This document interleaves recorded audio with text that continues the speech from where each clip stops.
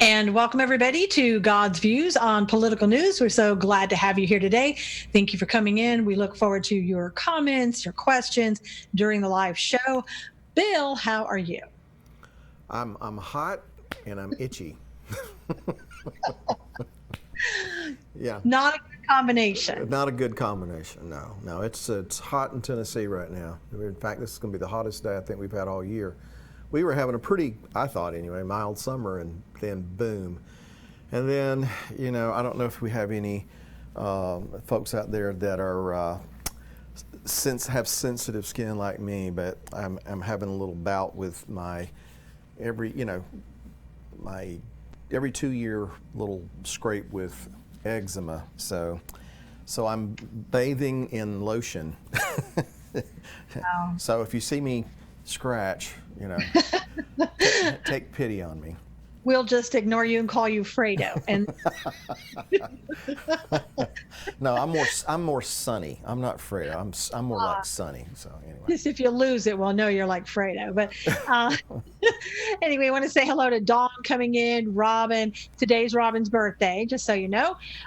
Shannon Lopez, hello. Teresa, shalom. Teresa said it is hot because she's in Tennessee too. Yeah. And sorry about that, Bill, Carol says, and I think she means that. And Jim's saying hello, shalom, brothers and sisters. Ami is saying shalom, it is hot. Just left the AC. Cheryl saying shalom. So 10 is 3 is laughing. So I don't know at which part, but whatever. Yeah, so, well, take your pick. Could have been something you said. Okay, so we're going to start off today. Elaine says, before we do, it's 115 in Louisiana. So, I mean, you don't really have anything to complain about, right? Wow. Yeah, that's bad. That That's is- the heat indexes. Oh, okay. Well, it's 100 and it's going to be 105 or 7 here. So yeah, it's hot. Terry said from Philadelphia, blessings. And Shannon said, I'm glad we're not the only ones baking in the heat. Patricia said, Misery loves company. Yeah. yeah, exactly. Patricia said she has eczema in the winter, so she's feeling your pain. So, all right. All right. Well, thank you for all the sympathy. Yes, we thank you for your sympathy.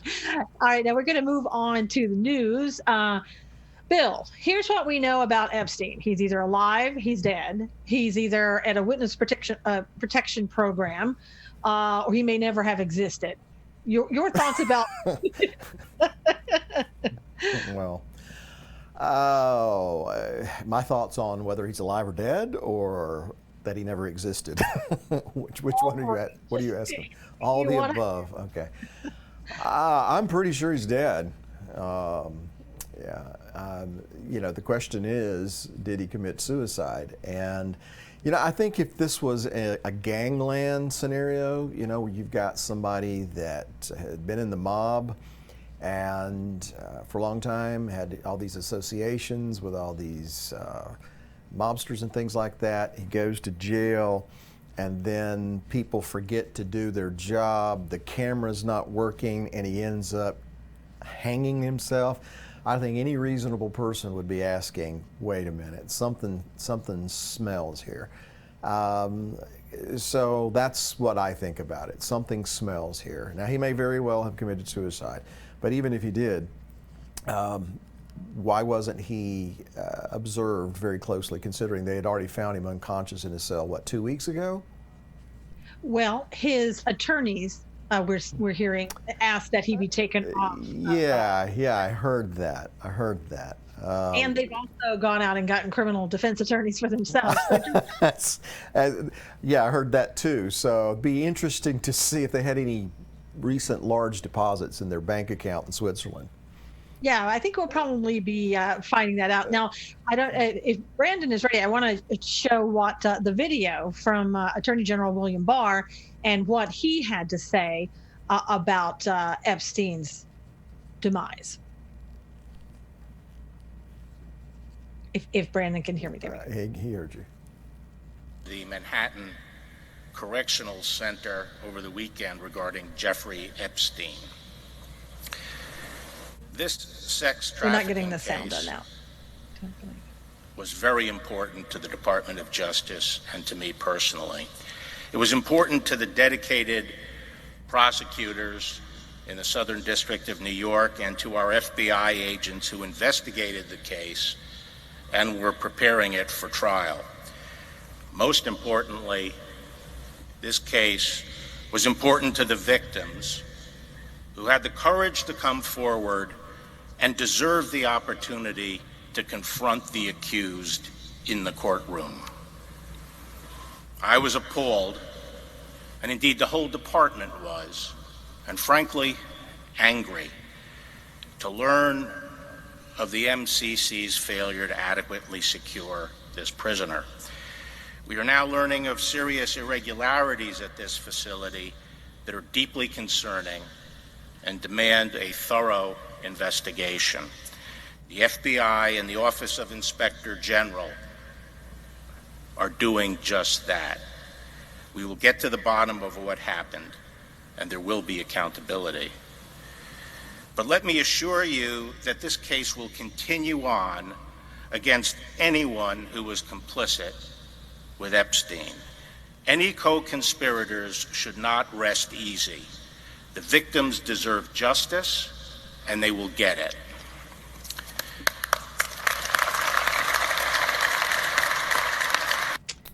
So I didn't get to hear that, but I think he was a very unhappy man. I heard it. I heard it all.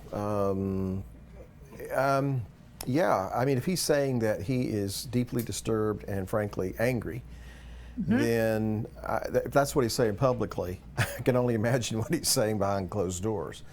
And, Absolutely. you know, so yeah, I mean, if the Attorney General is stating that there are serious irregularities. Yeah, excuse me, I got something in my eye about the time I went to say that, and I'm blind right now. So, all right, serious. That word you just said. Yes. Then, yeah, I mean, for you and I to speculate that there's something not right here is not some wild conspiracy theory. It's legitimately reasonable to think that there's something strange, out of the ordinary, and suspicious going on. Yeah, absolutely. And, you know, he's going to have the Inspector General is going to be looking into it. Also, the FBI is going to be doing an investigation. And, you know, I think they're going to find incompetency at that prison, if nothing else. But you have to wonder, with all those things going on at once, it's more than just incompetency, you know, and how it turns out. I don't know that we'll ever know. Well, yeah, who can say, you know? I would like to think we would.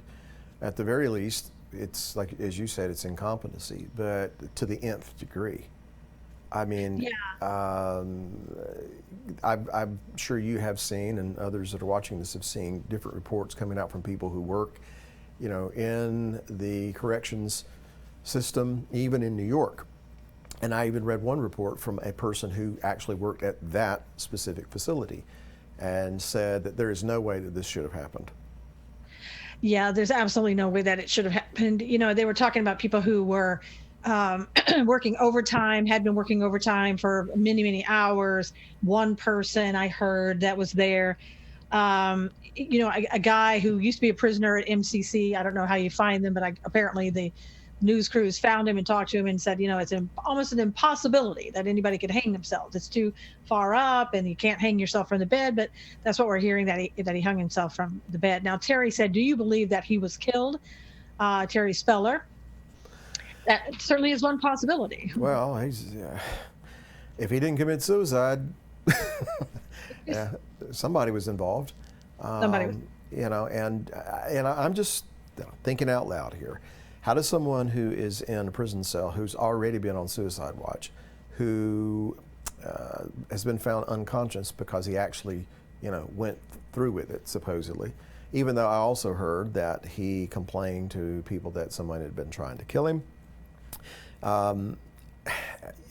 Why do you give him anything that he could hang himself? Unless you're encouraging it almost. Yeah, and you know, they took the person out of the prison cell with him, and that's against the policy from what I understand. And one of the explanations was that, I mean, and I saw a picture of this guy. This was an ex-cop who was in prison for charges of murder and also for drug charges. He had arms about this big. He was a huge guy, and Epstein supposedly was afraid of him, and I would be too. Yeah, I guess I would be too. But they could put somebody else in there, right? But if you're going to commit suicide, what does it matter? That's true.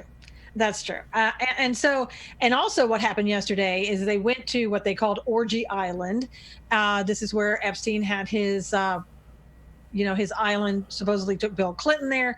People claim they've seen Bill Clinton. Bill Clinton says absolutely not, never been there, don't even know who Epstein is, and barely know Hillary at this point. Well, of course, Bill Clinton is just the epitome of truth and honesty. Absolutely. But people are wondering, why wait so long? Why wait 2 days after he's dead? Isn't everything missing? Everything gone, been wiped clean? And you have to wonder why they would wait, why they would go back there and all that.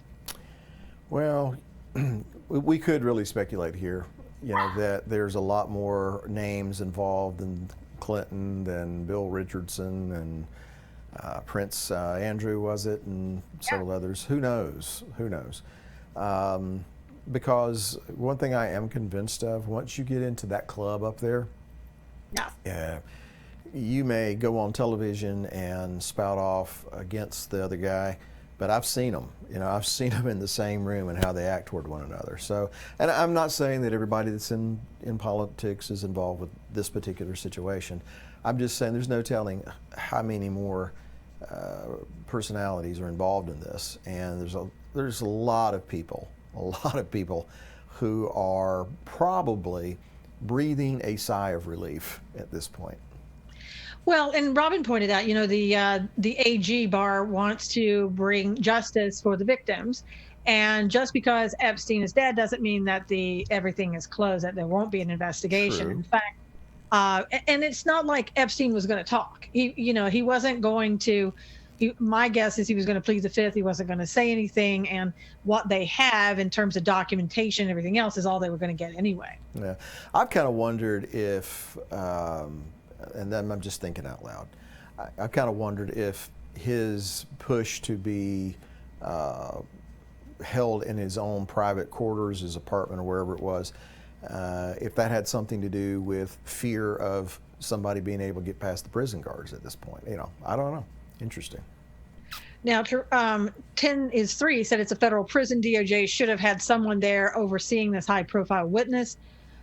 Teresa said, what do you think about the person who stated a van came to the prison without signing in and no picture of the license plate to pick him up? I don't know if that's conspiracy theory. I don't know. I haven't seen the video.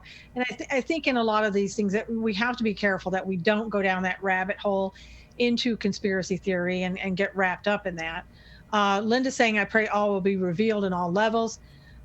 Tia asks, is he even dead? Terry, so the whole thing is like a dragnet. The more you look into it, the bigger it really is. And, that's true.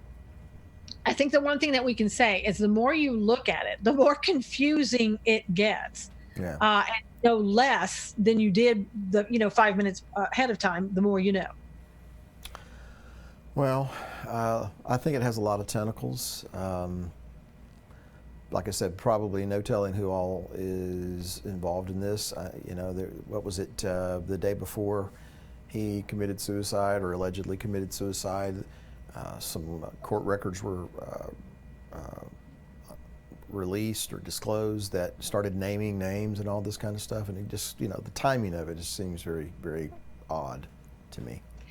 It is very odd, and but again, everything about this is very odd, I think, and I hope that we will learn truth. But with somebody being either killed or committed suicide, probably a lot of that truth was buried with him. Sure. If he was going to say anything. Sure. I mean, some of the things we'll probably never know, but if AG Barr is who we think he is, then perhaps they will take it as far as they possibly can. And I hope he meant what he said, that those who were complicit in all of this shouldn't rest easy. I hope he's serious about that. I hope that the Inspector General pursues the truth, and those who are in any way associated with this, I don't even know what the proper word is for what these people engaged in, or at least what they're alleged to have engaged in. Not much lower on the in the human ranking. You know, I'm trying to think of my words here and not, you know, be too offensive. But people who would do that to, you know, a child is just the lowest of low, in my view. And someone said he was putting money in other prisoners' banks to protect him. Lane said that. And 10 to 3 said, I read A.G. Barr's father hired Epstein in the 70s as a math teacher at Dalton in New York. Small world. God is the only one who knows the truth, Linda said. And Teresa said, you know, it's just evil. And I apologize. I think my Periscope might be down. So hopefully, I don't know if we can get that back up. But we're having a little technical issues with, and that could be a Periscope issue, just so everybody knows. We are on Facebook and YouTube. If everybody, if you want to go there instead of being on Periscope, you can do that as well. Just go to @SusanKnowles and you'll find me on YouTube. Now, the other thing that I wanted to talk about too is, you know, the president has come out with what's called the public charge.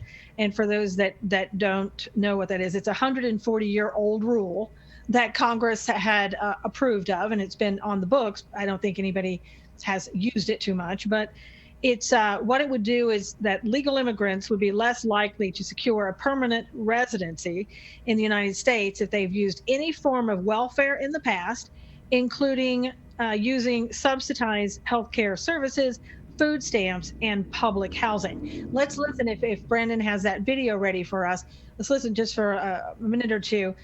The person who is the head of immigration for the president, let's hear what he had to say. It will also help promote immigrant success in the United States as they seek opportunity here. Throughout our history, self-reliance has been a core principle in America.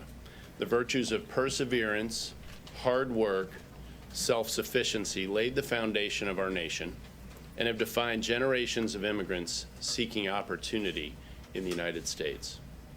Our current law, which is generations old, recognizes that some new arrivals to our country need the help of their family and community. It requires some of those who seek to live and remain in the United States to have a sponsor who will be financially responsible for them. Case of my own family, my Italian grandfather played this role, sponsoring 2 of his cousins, Mario and Silvio, to come to America. Once they arrived, my grandfather wanted to make sure his cousins spoke English, certainly well enough to work, and enlisted my father in that effort as well, to make sure they could speak English well enough to work, and they did. My family worked together to ensure that they could provide for their own needs, and they never expected the government to do it for them. And this same hardworking spirit, shared by countless immigrants who've made the U.S. their home, is central to our American identity. This spirit's also been rooted for over a century, well over a century, in our immigration laws, going back to the 1800s. Since 1996, the law has required foreign nationals to rely on their own capabilities and the resources of their families, sponsors, and Well, now what I'm just hearing these are the principles that we used to live by in the United States, not just for immigrants coming into the country, right? But for people who are already here, that you should be able to stand on your own 2 feet and help yourself. I mean, am I hearing this wrong? No, and you know, he was very, very clear that immigrants that came here before didn't expect the government to prop them up and to take care of them. Of course, you know, when he started talking about his Italian grandfather and his 2 cousins, Mario and Silvio, I was getting prepared to fall out of my chair if he said Fredo. But anyway, but no, I mean, that's common sense. The problem today is that common sense isn't so common, as the saying goes.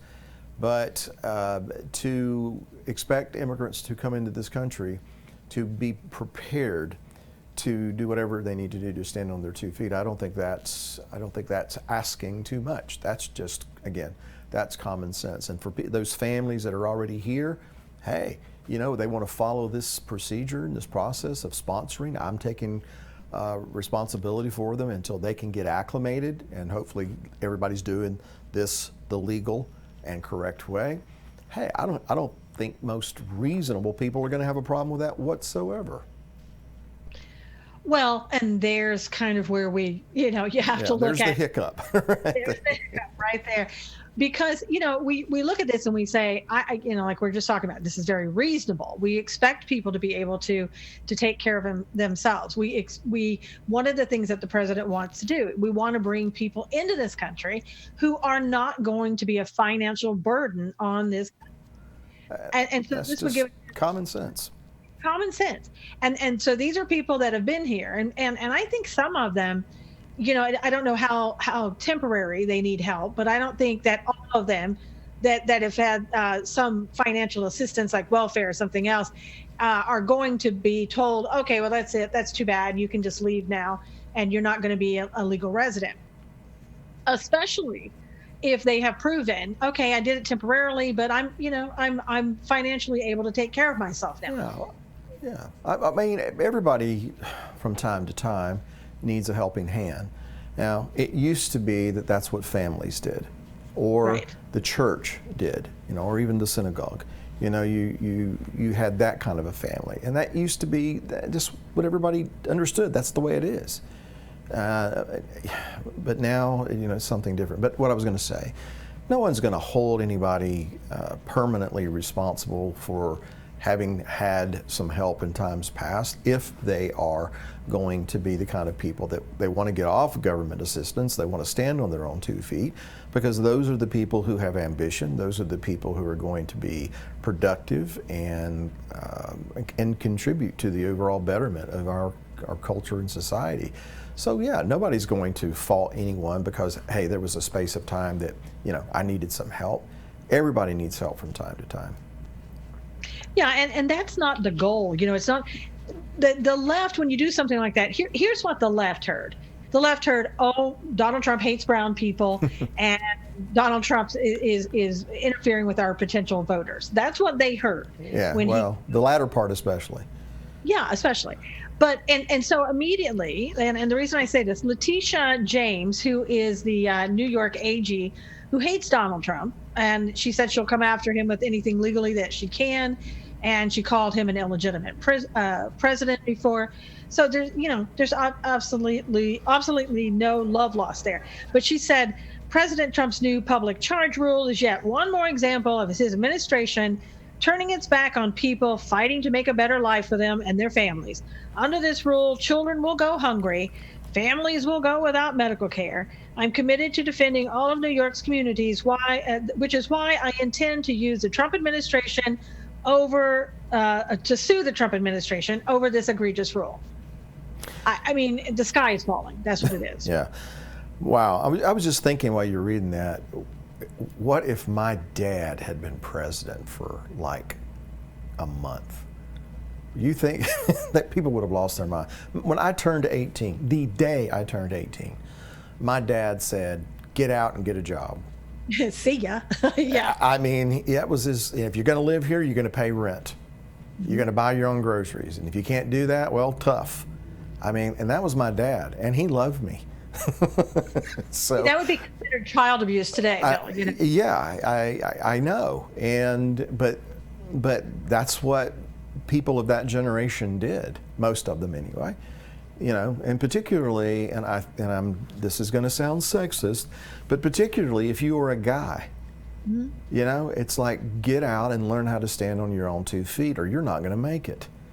And and we're just enabling people to not be able to take care of themselves. Of course, that's, I think, what a lot of people in government want. They want that dependency because they want that voter loyalty, because they want power. But, you know, we've been down this road before. So it's ridiculous to me. I'm not surprised, but it's ridiculous to me that someone who is supposedly a representative of the law is going to sue an administration for being lawful. But is it a surprise? I mean, No, you know, it's not. because we're so upside down. Now, Linda said the goal is to be part of our ways. No, not anymore, Linda. The goal is for us to be part of everybody else's ways, it seems like. Marty says common sense has gotten lost in our country. And then Barbara said, what are they putting in place? Is a rule on the books already. Yes, 140 years old, Barbara. Families will go hungry and without medical care, but yet some of our veterans do every day, Kim said. And there's no real proof that that's going to happen. And I'll tell you, you have a choice not to come to the United States. That's bottom line. You do have a choice not to come to the United States. I know that's me even saying that is every kind of, label that you can put on me, but it's true. And we don't owe, do we owe the entire world, something? Do we have to take care of the entire world? Is that our responsibility? Well, the short answer to that is no. I do think it's a biblical principle that we take care of our families. Right. A man's supposed to work. Paul said if he doesn't do that, he's worse than an infidel. We should be the kind of people that want to take care of others that are in our sphere of influence, if we can do that. But nowhere in Scripture are we instructed as a person, a family, or a nation to enable people to not work, to enable people not to take care of themselves. We're not supposed to be enabling people to be, what's the word, sedentary, when you're just sitting around. Beth needs to be here to coach me on my grammar or on my vocabulary. But, it's simple as, to me, it's as simple as this. God designed us to move. God designed us to work. God designed us to be active and not sit around.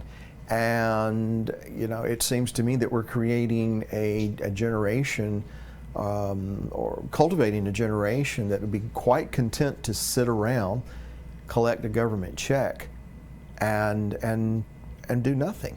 I mean, I know that sounds racist, bigoted, hateful, all of the other words they use, but that seems to be what's going on. The idea of hard work anymore is almost like a four-letter word to some people.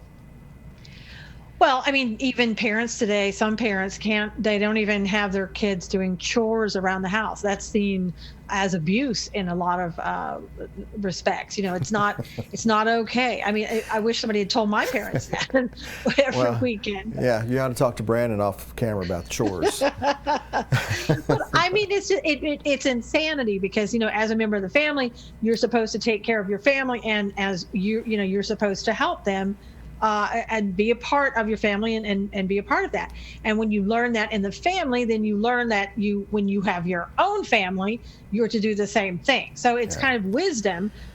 I know that's, a bad word, but wisdom that's passed down to the generations. And why should we be teaching people who are coming into this country something different? Why do we teach them? It's okay, just be dependent and we'll take care of you.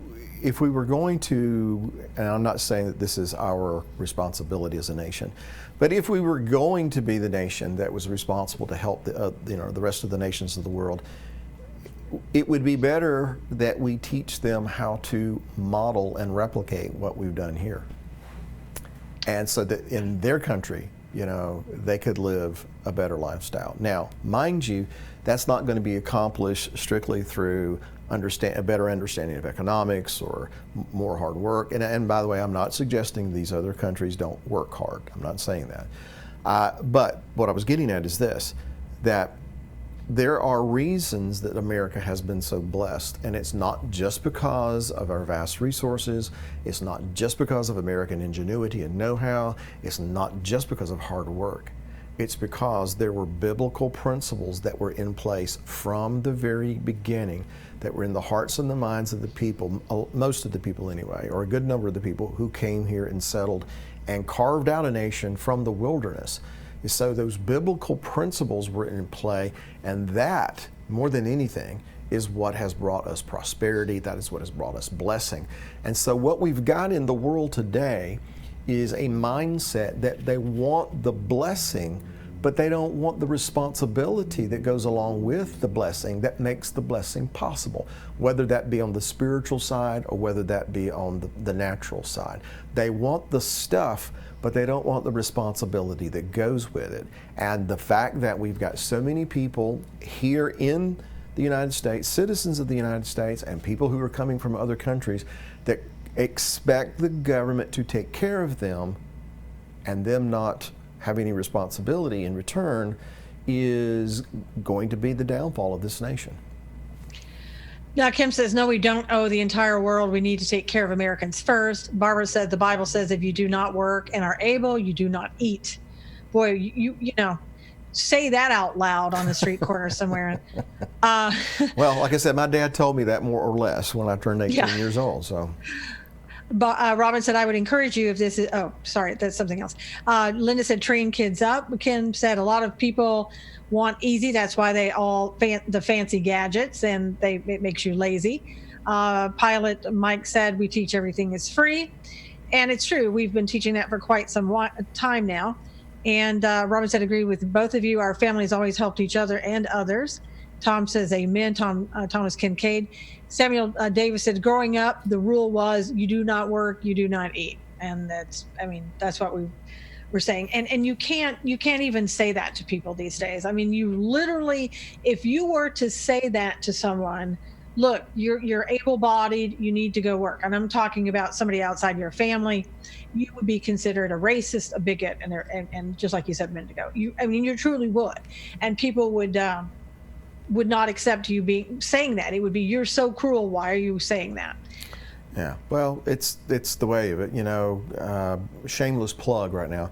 That's what the book Esau Rising is all about, Susan. You know, is how there's this mentality, and I think it's spiritual, is that we, and I say we, generally speaking, we as a culture, we want the stuff, we want the blessing, but we don't want the responsibility.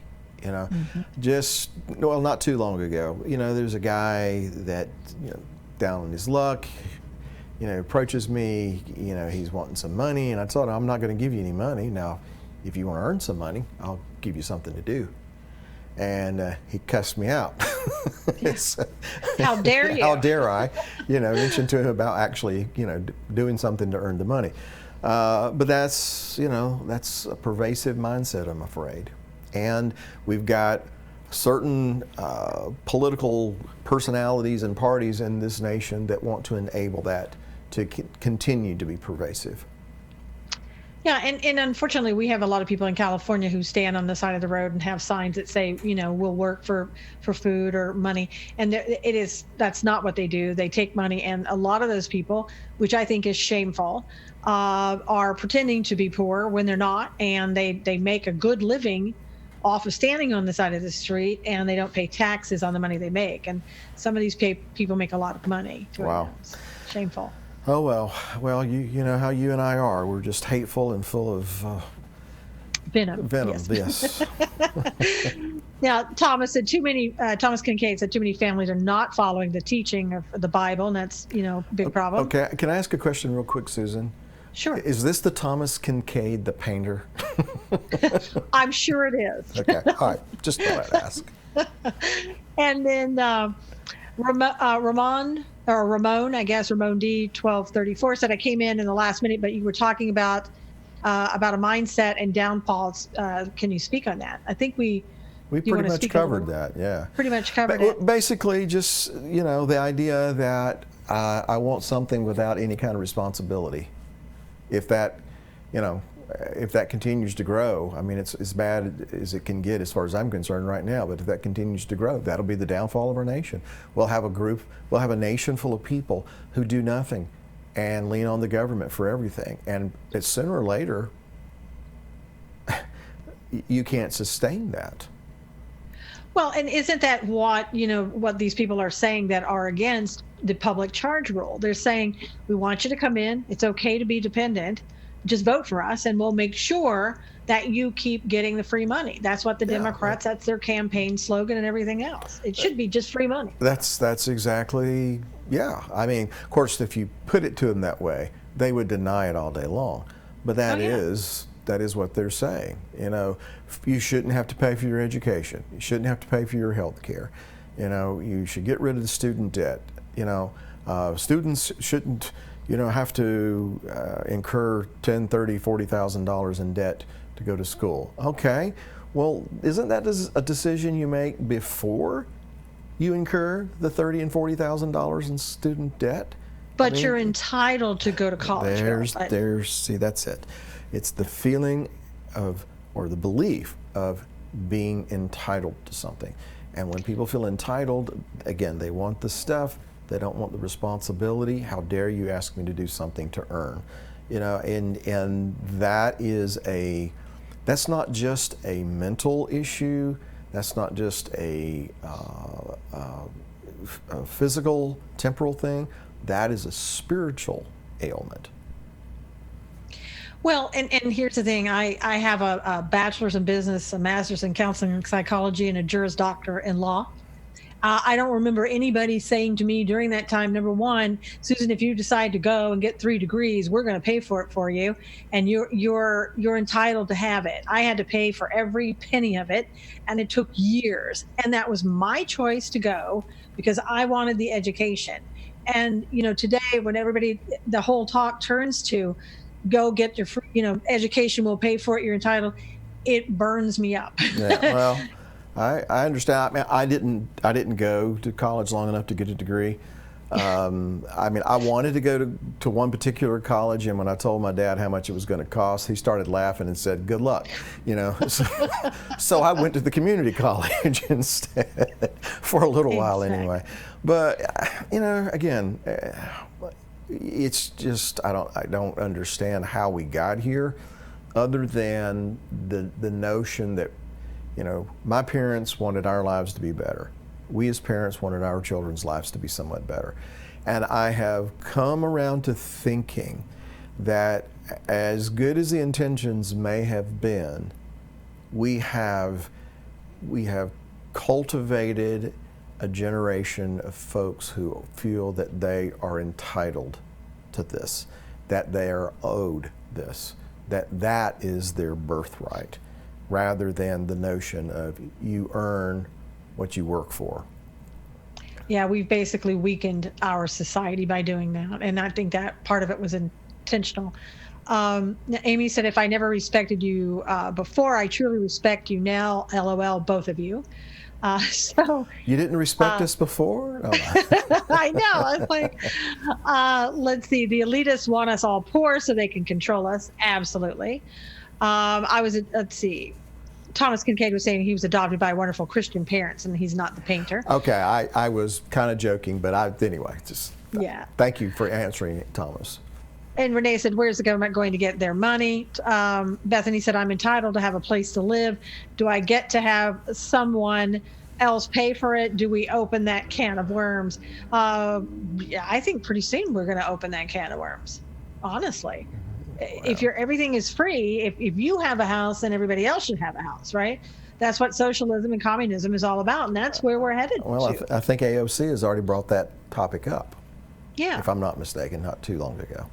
Right, but she's not going to give up her place, just so you know that. Okay, that's you can do it, but she's not going to do it.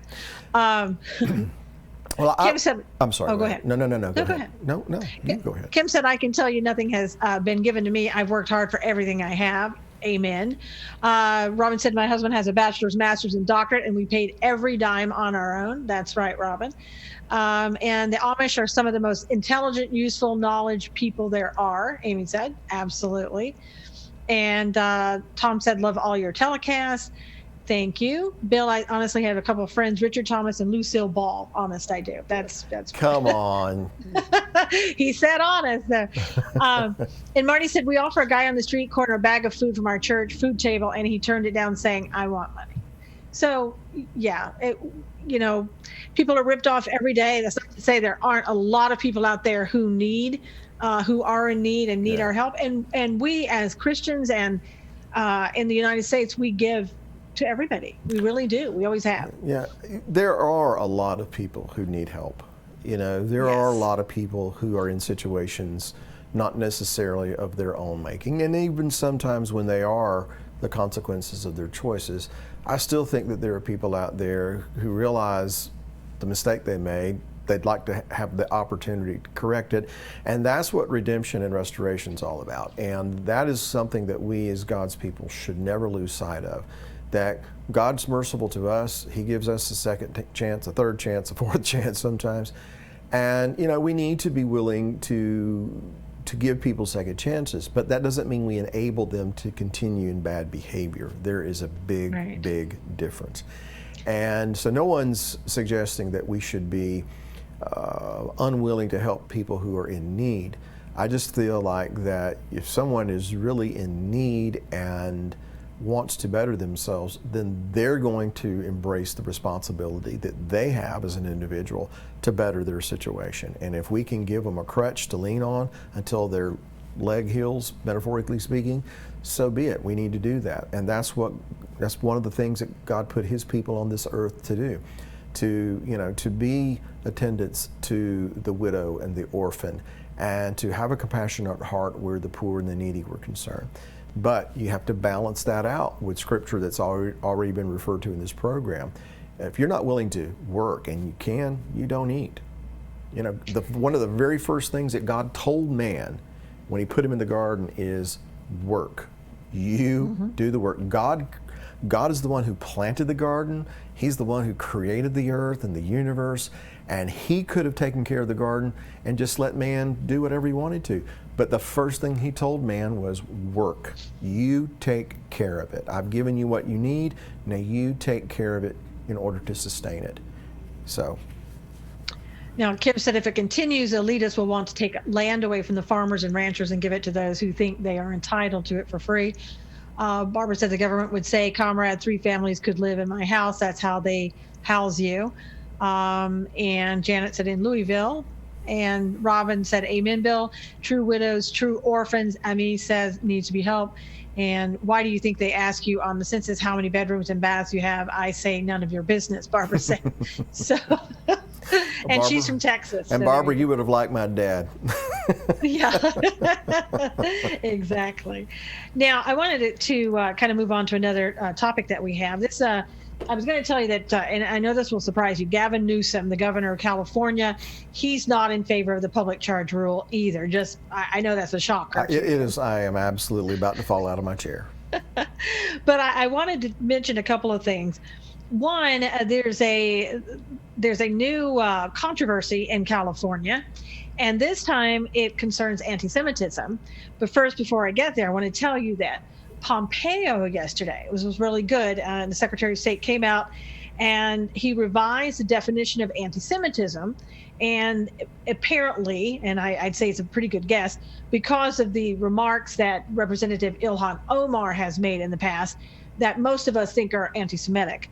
The previous definitions didn't have this in it, but he added that anti-Semitism now includes drawing comparisons of contemporary Israeli policy to that of the Nazis. So it's clear now that if she says those things, that according to this rule, anti-Semitism that Pompeo has instituted in the, as the Secretary of State, there's no doubt.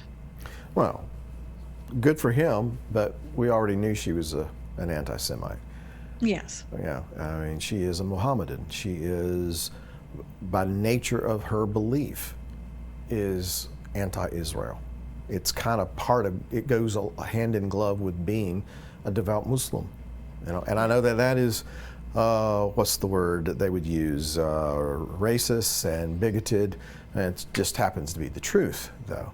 It is ingrained in the fundamental teachings of Islam. The hadiths are full of these kinds of remarks. And so I think that Ilhan Omar is a dedicated Muslim, and she is just preaching the gospel of her how she embraces Islam. So it's good that Secretary of State put into verbiage, that these kinds of remarks should be considered and will be considered anti-Semitic. I guess that makes it a little more official now. But nothing's changed, and I doubt very seriously that's going to dissuade her one little bit. To be honest with you, we'll see. I don't think it's going to. I don't think it's going to, and I don't think even if she came right out and said the exact things like, okay, Israel is, compares it to the Nazis, nothing's going to happen to her. She's not. CARE is too powerful.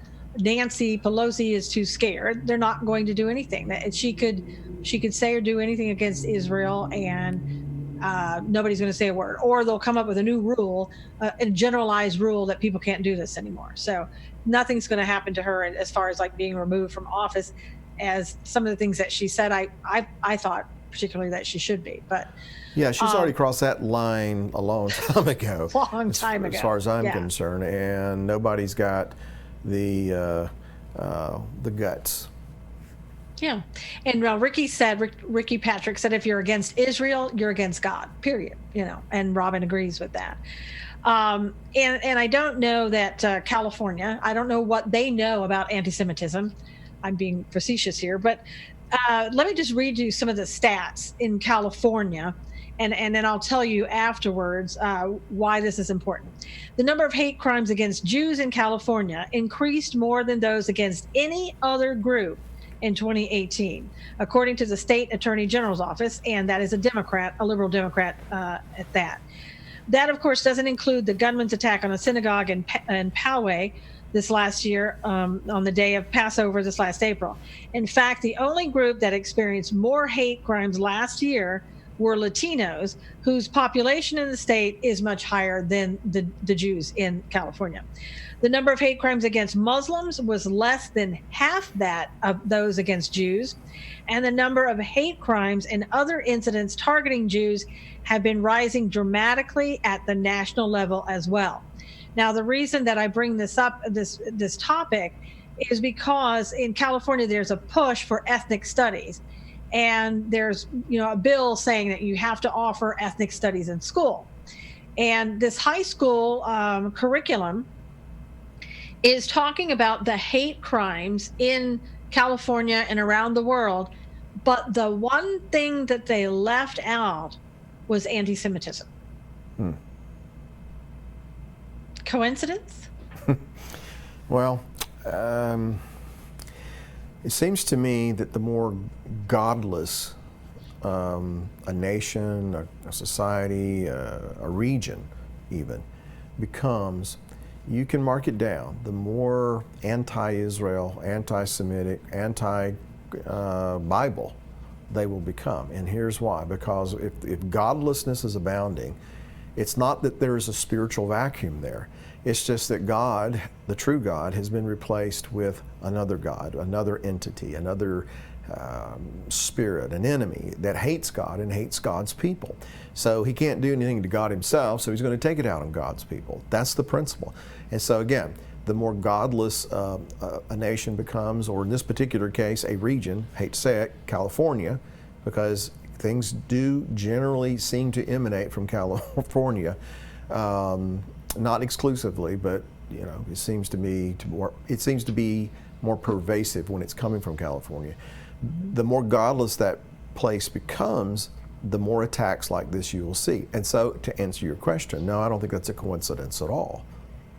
I think that is a fruit and a byproduct of a state who officially, anyway, not the people, but officially the heads of that state are manufacturing a godless society. Well, it was so bad and so obvious that this was anti-Semitic, and even not putting it in there as anti-Semitic, that the guy who wrote the bill to mandate the ethnic studies has condemned it, and has also signed a letter that says this is not acceptable in California, and this is not going to be that way in the schools. The letter points out that the curriculum encourages students to study the boycott, divestiture, and sanctions movement. Of all things. And it also talks about, in a favorable light, Palestinian, anything to go along with that. There's a lot of ethnic stereotyping. And I should have said divestment instead of divestiture, but boycott, divestment, and sanctions. And if you look closely at what's going on, and they have started looking to see what's happening, why is the school doing this? There are people who are on the board who, kind of like Ilhan Omar, that in the past have spoken out against Jews in Israel and have been very vocal. One is a Palestinian American who teaches, her lessons, plans on Palestinian history have been featured as teaching tools. She's with a group that boycotts Israel. Another is an associate professor of UCLA that supported pro-Palestinian causes, spoken out against Israel, and on and on and on. I mean, you got at least three that have spoken out against Israel, spoken out against Jews, support BDS, and here they are writing the curriculum. And then we're surprised. And then we're surprised. Again, and I'm going to say something very politically incorrect. It is a fundamental tenet of Islam, even though if it's not even spelled out. All you have to do is examine the fruit. Those who truly do embrace Islam and adhere to its tenets are usually, there may be some exceptions, but are usually presupposed to be anti-Israel, anti-Jew, and by extension, anti-Christian, at least those Christians who come alongside of and support of Israel. And as far as I'm concerned, you can't read the Bible and stand against Israel. You can't read the Bible with a pure heart and think that somehow you're justified in coming against the Jewish people, against Israel, and God's purposes for Israel. Because someone said it earlier, I think, that basically to take such a position is really anti-God. And by the way, that's scriptural, because in Psalm 83, and I won't read it all, but to paraphrase it, it talks about how God's enemies are rising up, forming conspiracies, but they take it out on God's people. That's the way it works. So when you've got people like you just described on boards that are writing the curriculum, no, it's not an accident that anti-Semitism is left out of that. It's not an accident that they're going to be looking into the BDS movement and all these other things that are by nature antagonistic toward biblical principle and Israel and Jewish people and believers in the God of Israel are going to be the ones that are the target of all of this. Well, Ilhan Omar just says that it's her First Amendment right. That she's not against Israel. She's just speaking out about things she doesn't like, so. Okay, well, I just used my First Amendment right to say she's full of it. Yeah. If you believe that, I have swampland in Florida for you. Now, let's see, a couple of people are saying here, wake up parents in California, your rights are being taken away through the LGBTQ agenda, Josie Espinoza said. Let's see, Jim and Linda Fleming said, heaven is real, hell is not, Muhammad is dead, Yeshua is not. Josette Ford said, hi, you guys are on YouTube, did not know. Hello from Trinidad, Pastor Bill. So. Hey Trinidad. So, yeah, I think, hopefully this bill gets taken care of. Hopefully it gets rewritten. Hopefully the board members, it would be nice if we could say that the board members were going to have to step down. That's not going to happen. But, now that it's been brought to people's attention, maybe there will be some benefit to that. I keep waiting for the people of California to get their belly full. Wondering when that's going to happen, because I know that there are wonderful, wonderful people in California. It just, I guess, seems that there's more people in California that get all of the press and are making more of the decisions than all those other good folks in California. But I just kind of wonder, when do you get your belly full of this stuff? Well, we do have a petition out to recall the governor. So, again, pray for us on that, because that is a big movement. Yeah, I saw that. What's the chances, you think? Slim to none. But okay, well, just thought I'd ask. Without God's prayers, it's pretty slim, because he's got a lot of power. He raised a lot of money in California. He's got a lot of rich people behind him. And he's pretty heavily connected as well. Yes, absolutely. And he's, by the way, he's backing Kamala Harris, just so you know, with his old donors. So yeah, well, I know. Cheryl Lynn said, this is why God allowed the Democrats to take the House, so he could expose people like Omar. That's a really good point, Cheryl Lynn. We always seem to look at it from a different point of view, but that is good. How would you know that a lot of these people are who they are if they weren't in the House and speaking out so much and so prominent? That's a good point. Well, let's go forward with that thought just a moment before we move on. If that is the case, and I don't dispute that whatsoever, I think it's a very good observation. But now that it's been exposed, what do we do with it? Mm-hmm. Exactly. Now, Robert said an elected official does maintain their right to free speech and to express their personal views. However, if you're standing behind a microphone as a representative of the people who elected you, and you have to be careful what you say. And also, when you know, again, that Israel is our ally, you don't go speaking out against them if you represent the United States as a congressperson. And Ricky said he's praying for California. Thank you so much. Now, and the last subject I want to talk about really quickly is it seems to be sort of getting not very much press, and that's what is happening in Hong Kong in the protests. And I don't know if Brandon, if you have that video, we could show a little bit of clip of that. Why are you carrying the American flag?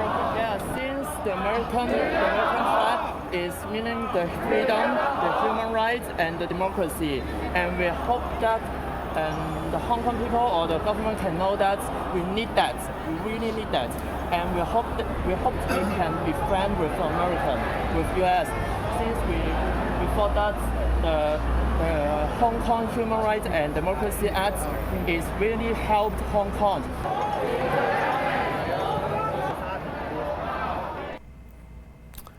That's amazing. That is amazing. To see somebody who's fighting for their rights take up the American flag. Yeah, while we've got Olympians taking a knee when they play the national anthem, or we've got people over here burning the American flag, or, just thinking, that America has never been great, that, America needs to be transformed into, what Hong Kong is now. And so I was very inspired by that, to see people who live under the grip of communism every day having the courage to not only march against their very, what's the word I'm looking for here, tyrannical leaders, and take up the Stars and Stripes as an act of protest against, the regime that they're under. It's just very inspiring. Yeah, and while people in the United States who so far living free burn the flag, right, step on the flag, and disrespect the flag. Now, in case there are some people that may be thinking, what's going on in Hong Kong? I mean, we hear a lot about it, but we don't really. People haven't really said exactly what's going on. And in case anybody doesn't know, I just quickly want to tell you. Protests were initially focused on a bill that would have made it possible to extradite people from Hong Kong to China, where the Communist Party controls the courts. Many of the people in Hong Kong feared the law would be used by authorities to target political enemies. Now, nobody would ever do that, right, Bill? Yeah, especially communists. That's the communists. And that it would signify the end of the one country, two systems policy, eroding the civil rights enjoyed by Hong Kong residents since the handover of the sovereignty from the UK to China in 1997. Now, they asked for that extradition bill to be just totally eliminated, but the territory's chief executive in Hong Kong, Carrie Lam, in mid-June suspended it. But they're like, no, that's not good enough. You're going to have to assure us that that's not happening and that you're not going to use that against us. And we're seeing some of the protests that are going on right now. Before we went on, this is a video of a protest that took place, in the airport. Nobody could get on the planes in the airport. And this, in a few minutes, will get very violent. What happened was they discovered a man in the crowd that they thought was an undercover police officer, for, I don't know whether it was for China or for Hong Kong, but this crowd descended upon him, and it was all they could do to get this person, to get this person out and get them medical attention after this person was attacked. the protesters at the airport, they've been there for a long time. They're going to be back again today. They're stopping, just absolutely shutting it down, if you will. Now, they're saying tomorrow they're going to maybe try where they're going to say that if you don't have a ticket, you're not going to be allowed in the airport. And President Trump, before we went on, there was breaking news that President Trump's wanting to let them know in Hong Kong that China is starting to move troops into Hong Kong. And this is not going to end well. No. And knowing that that could be a possibility, these people made a decision to stand up, and because they don't want to lose their freedoms. I know. What few freedoms they enjoy, they don't want to lose them. And it seems to me that the people who are fighting the most diligently and earnestly in the defense of freedom are the people who know what it's like to live without it. And we have gotten so accustomed to our freedoms and our liberties, and how many of us are willing to fight to defend those things? I know that there are still some people. And by the way, when I say fight, I'm not encouraging or endorsing violence. Nobody wants to see that. And this thing that's going on in Hong Kong, nobody wants to see any violence there. But the reality is this, that when God gives us something, it's just like the children of Israel. He gave them a promised land. He said, there's a land that flows with milk and honey. I've deeded it to you, to Abraham and to his seed. But when you get there are going to be people who don't want you to have it. And you're going to have to fight for it. Now, I've already gone before you. I've already fought the battle for you. If you believe me, you'll see that you'll possess the land. But the point is that when God gives us promises, sometimes we have to fight for them. And, America, the United States is, in my view, is not the promised land, but it is a promised land. There's a lot of parallels between the United States and Israel. Won't have time to develop that today. But the point is, if we are going to live in the promises that God has made to us, we have to be willing to fight for them. We have to be willing to do our part. We have to be willing to do the work of the garden if we want to stay in the garden. Yeah, and it's pretty amazing that all of these things are happening at a time when we're seeing the AOCs and Ilhan Omar's and socialism and communism rising in our country. If you want to see what it's going to look like, take a look at what's going on in Hong Kong. That's right. And you're getting a close-up and a preview. Now, Bethany Cloud said, Alan said he saw a video of a group of 5 people holding our flag and singing our national anthem over a megaphone in Hong Kong. Unbelievable. Unbelievable. Yeah. Wow. Laura said, wow, thanks for sharing the American flag being carried by the citizens of Hong Kong. Yeah, it's pretty amazing. And I wish people in America who are for socialism and communism could see this and really look at it. And like I said, there are a lot of people, Bill, that don't even know that there's anything going on over there in Hong Kong right now. They're too interested in, what's going to be on TV and what's happening next door to even know what's happening in Hong Kong and how this is like looking again in a mirror and a preview of what's coming for us in the United States. Well, what's the old saying is you don't appreciate what you've got until it's gone. Yeah. Well, and I'm afraid, I hope not, but I'm afraid in my children's lifetime, if there is not a wave of returning to biblical principle and value and common sense and personal responsibility, if there's not a return to that, then I'm afraid that in my children's lifetime, what they've enjoyed will be gone. I remember, I think it was Reagan that used to tell a story about how, the children of that day, 30 years ago, what kind of America would they describe to their grandchildren? Well, we used to do this and we used to be able to do that. And what he was trying to say is if we don't do our part today, that's what's in the future for our children, because the adversary and the enemy of what is good and right and holy and what is liberty, because where the Spirit of the Lord is, there is liberty. You know, what is on the liberty belt? Proclaim liberty throughout the land. It's a verse that speaks of the Jubilee, when people who had lost everything, they were restored back to what God had promised them. All these things that have to do with liberty, those aren't American values. Those are godly values that men and women that formed this nation, they put them in, they embedded them in who and what we were to be as a people, in our courts, in our laws, in our culture, and that is what has made America great, and that is what the adversary is attacking today. And it has been left to this generation, you and me and people who are watching, to stand against that. Our first line of defense is our Father in heaven, His Word, and living according to that Word. And sometimes, you know what, you have to just get out there and you have to get off your rump and you have to do something, you have to say something, you have to take action. And these people over in Hong Kong, wow, you know, I'm not going to pretend that I know all the ins and outs of the politics and the goings on in Hong Kong.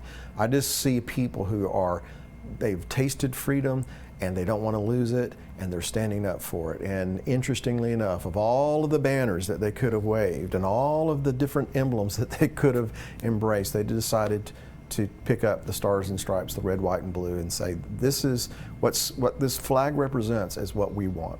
That's powerful. It is powerful. And, you know, one of the things that that Bethany said too was that Allison said that these people in Hong Kong have more patriotism than we do. And that's very sad. That's very sad when you put it on that level. It's an indictment. Yeah, it is. And then Jim and Linda Fleming said it only takes one generation to lose our liberty. And Linda Smith says she keeps telling her children and grandchildren, but, you know, does it fall on deaf ears? You know, one of the things that we had talked about last week, Bill, that we wanted to get together and have a 24-hour, 7-day-a-week prayer room. I have gotten that set up if anybody would like to do this. This is, have it there for the month of August. I'm going to keep continuing to do it every month. Things are getting to the place in our country where we really do need to have, you know, a prayer room going 24/7. This is when you sign up, it's just for an hour of your time. Just once. You can do it twice. You can do it as many times as you want during the week. But you're just sitting there, you're reading scripture, you're talking to God, you're praying for our nation, our president, each other, anything you want. But this is a commitment between you and God. But if you're interested in that, just go to SusanKnowles.com. Look across the top on the pages for signups. Click on signups, and it'll lay it all out for you, the day and time and everything else. And I think if we want to do something that can help turn our country around, that is go back to God, pray together as a Christian believers, all together praying in this 24-hour, 7-day-a-week prayer room. And can I say this, and we haven't conferred about this, but if there's only a certain time that you can do and somebody's already signed up for that time, well, do it anyway. Yeah. I left 5 spots for each time so that we probably won't have any problems at all. All right. Well. Yeah. And if we do, we'll expand it. We'll expand the number of people. Well, that would be great. Well, that's it. I think what Susan's done here is very important, and all of us need to be doing that. There's the website right there and how you can sign up. Brandon's got it up on the screen for everybody to see. So, SusanKnowles.com. SusanKnowles.com. Please do that today if you can, and we can help each other and help our nation, and pray for our president and try to turn this country around. If we don't go back and pray to God, if we don't do it, it's not going to happen. We can't just hope it's going to happen. We have to actually pray and do something about it. Yeah, we can't wait for the next guy thinking he's going to take care of it for us. No, it's not going to happen. Michael said, pray for California as well. Michael Garcia said that. And praying for America and Israel, Sharon said. Tia Jordan said, thanks, Susan, for organizing that. You're very welcome. And I want to thank everybody for being here today. Thank you so much for your comments and your questions. We did have some issues on Periscope, but You can always go to Susan or to Susan Knowles on the YouTube channel, Shorsheen Ministries on the YouTube channel, and on Facebook, God's Views on Political News and Shorsheen Ministries on Facebook. If you didn't get it, it's really good there on Periscope. There are other places to see it. Please share it to everybody.